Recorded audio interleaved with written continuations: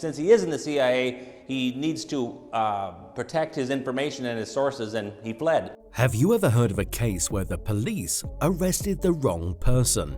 It's a shocking and infuriating reality that unfolds more often than we'd like to believe. In our justice system, law enforcement officers hold the crucial responsibility of upholding the law and protecting innocent civilians. However, there are instances when some officers, blinded by incompetence or bias, end up apprehending individuals who have nothing to do with the crimes they're investigating. How can innocent people fall victim to the errors of misguided law enforcement? Join us as we delve into the perplexing world of wrongful arrests and discover the devastating consequences when idiot cops arrest the wrong people. What you have here is you have someone who was stopped for a traffic violation and then took off. CIA agent killed by the cops. In 2008, something really shocking happened in Houston, Texas. It was a car chase that turned deadly. It all started when a man named Ronald Carnaby, who was a Lebanese-American CIA agent, was pulled over by a police officer for driving too fast on State Highway 288. When the officer asked him what he did for a living, Carnaby decided to tell the truth and said he worked for the CIA. However, the officer didn't believe him and decided to check his information using the police radio and computer. Unfortunately for Carnaby, the officer couldn't confirm his claims and asked him to step out of his car. The officer was about to arrest him. Later, the police claimed that Carnaby didn't follow the law in Texas because he had a permit to carry a concealed weapon but didn't inform the officer about it. Instead of doing what the officer asked, Carnaby made a risky choice. He decided to run away and drove off, leading the police on a dangerous, high-speed chase.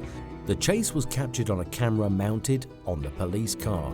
It lasted for 50 minutes at speeds of up to 120 miles per hour. Eventually, Carnaby's car ran out of fuel and he had to stop. The police approached his vehicle with batons and ordered him to get out. They even broke the passenger side window with a baton. Finally, Carnaby opened his door and got out.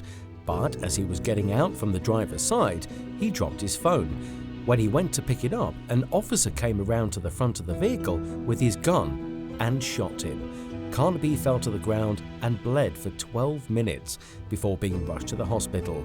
Sadly, he died. After the incident, there were different opinions within the police force about what should be told to the public regarding what happened. Internal Affairs conducted an investigation and claimed that the shooting was justified. They said the officers acted based on what they believed the situation demanded from them. The police officers' union also supported the officers' actions, stating that they had to make split-second judgment calls. They intended to appeal the disciplinary actions. However, the officer who fired the shots, Charles Foster, would still be held accountable for violating police conduct and behavior, according to the Internal Affairs report. The union also mentioned that despite the violations, they would support the officers and represent them in an appeal against the findings of Internal Affairs. On the other hand, former officer Tommy Nixon had a different perspective. He believed that the situation could have been handled better by the officers. He mentioned that police training instructs officers to create distance, find cover, use the PA system, take shelter behind their vehicle, and try to get the suspect's attention. Nixon even went as far as saying that officers' careers at the department were effectively over.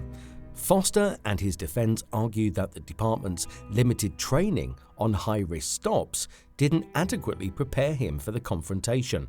However, that's not where the story ends. In 2010, the case went to the U.S. Fifth Circuit Court of Appeals in New Orleans. It was brought by Susan Carnaby, a Houston schoolteacher who was married to Ronald Carnaby. The case involved the officer's behavior and the department's training methods. Mrs. Carnaby argued that the use of deadly force violated her husband's rights to be protected from unreasonable seizure. A federal judge had previously dismissed the case in 2009, stating that the officers were fearful for their lives and had not acted wrongly.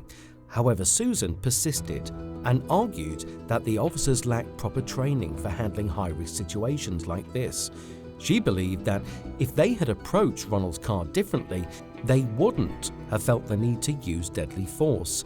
Susan sought an injunction to change the Houston Police Department's approach to such situations. The city's attorney opposed this, stating that there was no evidence of wrongdoing by the officers. Eventually, the case was settled out of court for an undisclosed amount. Officer Clark, who was involved in the shooting, continued working for the Houston Police Department. The shocking aspect of the whole situation was the repeated denial by the CIA of any connection with Ronald Carnaby. Moments before the shooting, Ronald tried to contact his connections in the Houston Police Department and the FBI to vouch for him. Regardless of the case's outcome, Ronald Carnaby lost his life due to questionable actions by the officers on duty, and nothing can ever compensate for that. CIA agent arrested for shooting drivers on the highway on a Sunday morning. In 2021, something strange happened on a road called Interstate 95 in Martin County, Florida.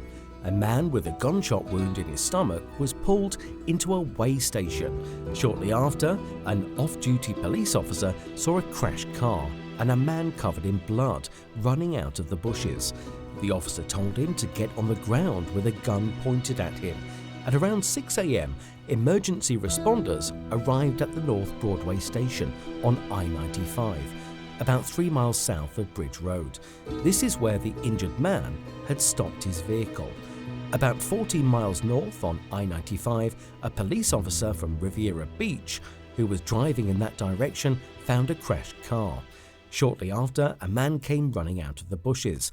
This man, later identified as Aaron Fedokovic from Ocala, had been shooting at passing cars while driving north on I-95. He claimed that he believed the cars were connected to the mafia. Fedokovic had also injured himself with a gunshot to his right forearm, which investigators believed was self-inflicted. He told investigators that he had thrown his gun into the bushes. Fedokovic said that he was an undercover CIA agent investigating the mafia in Miami and was driving back to Jacksonville on I-95. He thought a semi-truck driving next to him was part of the mafia, so he shot at it to protect himself. Investigators found out that Fedokovic had fired shots at several vehicles, and one of the shots hit a 59-year-old man, injuring him. Fedokovic had a pistol magazine in his pocket and told investigators that he needed his gun to protect the police officers because he believed the mafia was coming after them. He also claimed to have a tracking device in his stomach. The investigators thought that Fedokovic might be mentally ill or under the influence of drugs, which could have affected his mental state. To prevent him from accessing firearms, they took steps to ensure his safety. Fedokovic will also undergo a mental health evaluation under a law called the Baker Act. Although he will face charges, investigators believe that charging him with aggravated battery is more appropriate than attempted murder. They looked at his intent and, after speaking with him, did not think he had intended to murder someone. The state will decide whether to transfer him to a mental health court or pursue the criminal route once they have all the necessary information. Fedokovic is currently held in the St. Lucie County Jail on a $75,000 bond for the charge of aggravated battery. And that wraps up our discussion on the alarming incidences when idiot cops arrest the wrong people.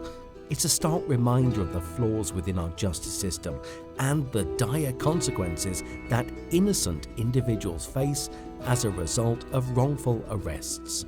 Join us next time as we delve into more intriguing and eye-opening topics.